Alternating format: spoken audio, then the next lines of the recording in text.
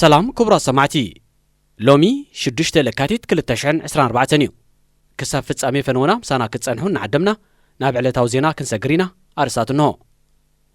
بوليس غاندا ايرتراوያን ببزحيا بزنبرلو كبابيتات كتما كامبالا ابزكايدو تفتش 25 سبات تأسيروم ኢትዮጵያ ኣብ ክልል ኣምሓራ ዝቕጽል ዘሎ ግጭት 10ታት ሰባት ከም ዝተቐትሉ ተገሊጹ ንሶማል ሕብራት ኢማራት ዓረብ ቱርኪ ቀጠር ኣሜሪካን ብሪጣንያን ዝሓቆፈ ጉጅለ 5 ኣብ ጉዳይ ሶማልን ጸጥታት ዞባን ዘትዩ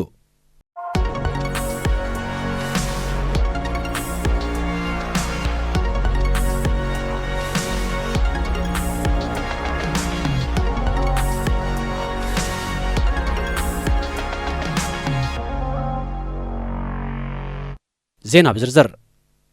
بوليس غاندا ايرتراوያን ببزحيا بزنبرلو كبابيتات كتما كامبالا ابزكايد وتفتش منبر فقاد زي صنحهم بوحدو 25 سبات كم زاسرو كفلي إيميغريشن تاغر افليتو اتي كفلي بسلسله لكاتيت منقد تويتر ابزرغو حبريتا حيلتات صطታ ببيت صحفه إيميغريشن بزتوابهم ممرح مسرت اب كاسانغا ابزكايد وتفتش يوم نتوم بزي منبر فقاد كنقساقسو صنحوم ناي وصا زيغاتات اب قيدي اتيمم እቶም ዜግነቶም ብንጹር ዘይተጠቕሰ ወጻእተኛታት ኣብ ቀይዲ ድሕሪ ምእታዎም ጉዳዮም ይጻረብ ከም ዘሎ ከፍሊ ኢሚግሬሽን ዩጋንዳ ሓቢሩ ኣብ ዩጋንዳ ዝነብሩ ወጻእተኛታት ሕጋዊ መንበር ፍቓድ ከም ዘለዎም ከረጋግጹን እቲ ክፍሊ ምሕጽንታ ኣቕሪቡሎ ኣብ ኢትዮጵያ ኣብ ልዕሊ ኤርትራውያን ዘነጻጸረ ገፋን ማእሰርትን ምክያዱ ከምኡ ድማ ኣብ ሱዳን ዘሎ ኩነታት ተደማሚሩ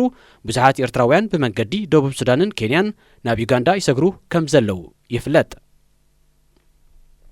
ኣብ ኢትዮጵያ ክልል ኣምሓራ ኣብ ዝተፈላለዩ ዞባታት ኣብ ዝቕጽል ዘሎ ግጭት 10 ሰባት ከም ዝተቐትሉ መርባት ዜና ገሊጸን ኣብ ዞባ ሰሜናዊ ጎጃም ማራዊ ኣብ ዝተባሃለ ከባቢ ኣብ ቀዳመ ሰንበት ኣብ ዝተወልዐ ግጭት ብውሕዱ 50 ሰላማውያን ሰባት ከም ዝተቐትሉ ክግለጽ እንከሎ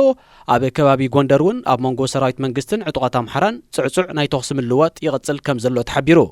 ማራዊ ካብ ከተማ ባህርዳር 35 ኪሎ ሜትር ርሒቓ ትርከብ ሓውሲ ከተማ እያ قداتا حوسي كتما زخونو 10 سلموان سبات مبزحتهم بسراويت منغستي كم زتقتلهم عطوقات فانو زوقسو سراويت منغست بنصارو اتغچت مكيادو بمرغغات اتوم زتقتلو عطوقات فانو ميليشيا مخانوم تقيسو ابز حلف عامت ورح ميازيا اب منغو سراويت منغستن عطوقات امحرا فانون استولع غچت بفلاي نا 11 زوباتات كلل امحرا صليو كم زلو يحبر اب تغچت زكايدل زلو سفيح كبابيتات كلل امحرا اغلغلوتات الكتريسيتن انترنتن تواريصو يركب نسومال حبرات إمارات عرب قطر تركي أمريكان بريطانيان زحقوفه ጉጅለ 5 ሃገራት ኣብ ጉዳይ ሶማልን ጸጥታት ዞባን ብምትኳር ዘትዩ